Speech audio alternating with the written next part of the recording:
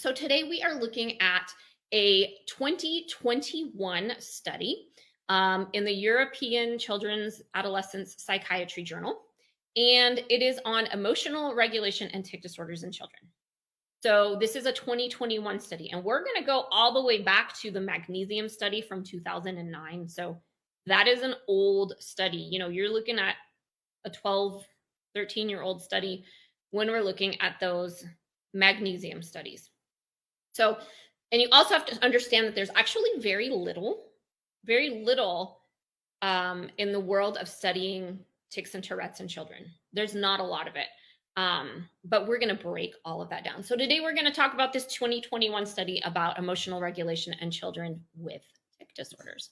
So this particular study looked at 60 admissions, 60. So you have to look at, okay, this sample size group is really small. And sometimes the Tourette's Association won't even look at studies that have this small of a sample size. So like the sample size of the food study, gluten and dairy study that was done, the Tourette's Association wouldn't even look at it because they didn't feel like there was enough people in that study, even though there was super positive changes for those people. So you have to understand how studies are looked at, how they're analyzed, and then how that data is actually used. And before I dig into this, the other thing I want to point out is that studies that are done now, so this is a 2021 study, that these studies are really not incorporated into medical education for about 30 years.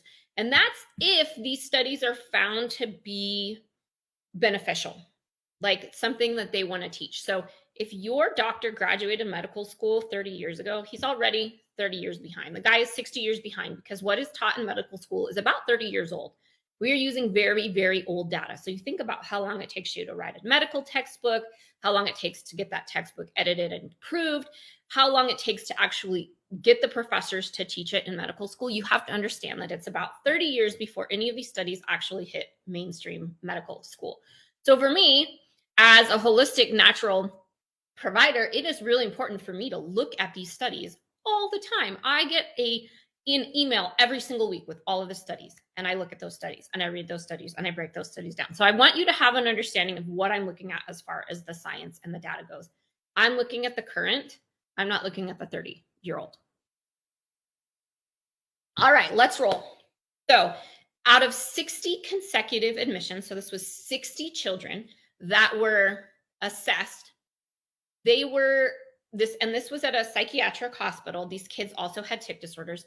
They were assessed for emotional dysregulation, I can't speak, severity of obsessive compulsive disorder, anxiety, depression, attention deficit disorder, tic expression, and this is all done at a tic disorders clinic in a university-affiliated pediatric hospital. So the results indicated, so of these 60 admissions, of all of these kids who had comorbidities. So comorbidities are, for those people that don't really understand, it means that you have one or more diagnoses. You've gone to the doctor and you've got this diagnosis of tic disorder and obsessive compulsive, tic disorder and anxiety, tic disorder, anxiety, and obsessive compulsive. You have comorbidities. You have multiple diagnoses. So what they found is the results indicated that stress and emotional dysregulation were significantly related to tic expression and severity of those comorbidities.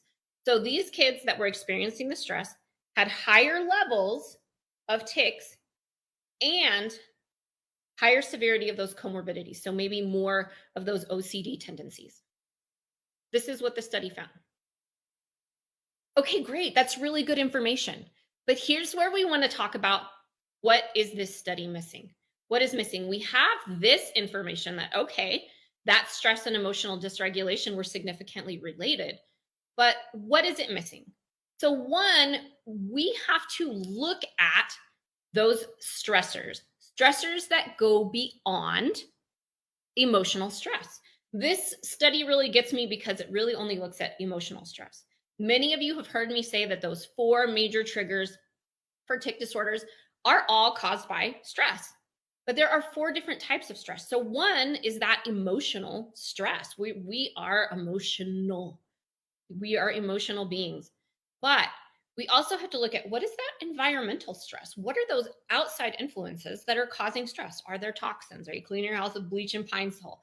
Do you live next to a coal plant? Like, what are, a refinery? Like, what are those outside influences? I saw a lot of kids during COVID who were seeing an increase in symptoms because bleach, bleach, bleach, Clorox wipes everywhere. They are toxic chemicals that your kids are very, very sensitive to. So when we're looking at that one, we have to look at, well, what is going on in your environment that might be causing stress? And when we talk about environmental stress, your environment can also cause that emotional stress. So looking at the fact that, like, I work with a lot of overwhelmed, panicked moms. And your children, anxious moms create anxious children.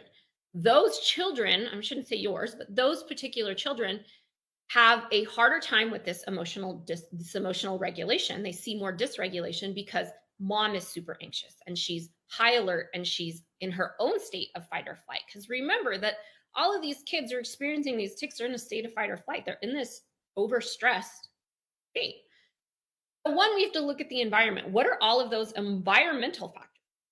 Next, we have to look at the physical factors because physical stress can play a role. Is your kid sitting on their butt all day? Then they don't want to go outside. They're not getting the sunlight they need. Do they sit around playing a bunch of video games? Do they maybe have some misalignment? If there's some chiropractic issues that maybe need to be addressed. So we have to look at what are those physical things as well, those physical stressors. And then we have to look at biological stressors. This study indicates stress and emotional dysregulation are significantly related. But we're only looking at emotional stress. We're not looking at these other stressors. So let's take a look at biological stress. What is biological stress? Biological stress is this internal stress. So you've got to consider, hey, there's food sensitivities, there's leaky gut, there's underlying infections, there's endotoxins. So you have exotoxins, these toxins on the outside. But did you know that your body makes toxins on the inside? So if you have, fungal overgrowth or mold or something like that, that is going to create its own toxins inside your body. You get endotoxins. So you have these biological stressors that are working from the inside out. So we have to look at what is causing emotional dysregulation. So we have to talk about stress, these stressors, emotional, environmental, physical, biological. These were not talked about in the study. This is what the study is missing, in my opinion. We have to take those stressors and then look at the influence on inflammation. When we see emotional dysregulation, so tell me this, does your child have good days and bad days? So what does that mean? That means that inflammation is a driver. If you have good days and bad days, there are days where you have higher inflammation that is impacting the brain, it is impacting the neurotransmitters, it is impacting mood. There is this inflammation. Well, what's driving the inflammation? Emotional, environmental, physical, biological. Driving this inflammation. Inflammation is a natural part of your immune system. It's meant to, I have a kid at the trainer this morning. You fall, you twist your ankle, it gets red and swollen. That's your body's response. It's supposed to happen, but we are not supposed to have underlying inflammation all the time. So if you have good days and bad days, that real driver is from inflammation. And we can look at the PET scans, those PET scans of the brain of people who have mood disorders. And when they have these manic disorders, you can see higher inflammation in the brain. So we know that, it's not really neurotransmitter based, it's inflammation based. We cannot degrade neurotransmitters that quickly. So if you have good days and bad days, you're looking at inflammation.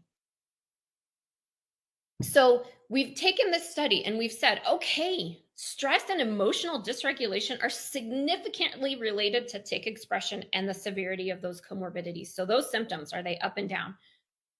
What are those stressors? emotional, environmental, physical, biological. What are those stressors? And how are they driving that inflammation? How are they impacting the mood? So we have to talk about, is it really the emotions that are impacting the symptoms? Or is it the underlying stressors driving the inflammation, which in turn is driving those elevated emotions and symptoms? So I can tell you just in my own clinical experience and working with, the hundreds of clients around the world that I've worked with and my own son, is that those hidden stressors, that inflammation is a huge driver of the tic expression and the comorbidity. So a lot of you may have seen me talk about your child is stuck in a state of fight or flight. So we have to consider that their little bodies are stuck in the state of fight or flight. A lot of times I have a lot of moms who are also stuck in this state because they're very overwhelmed and emotional about what is happening with their child.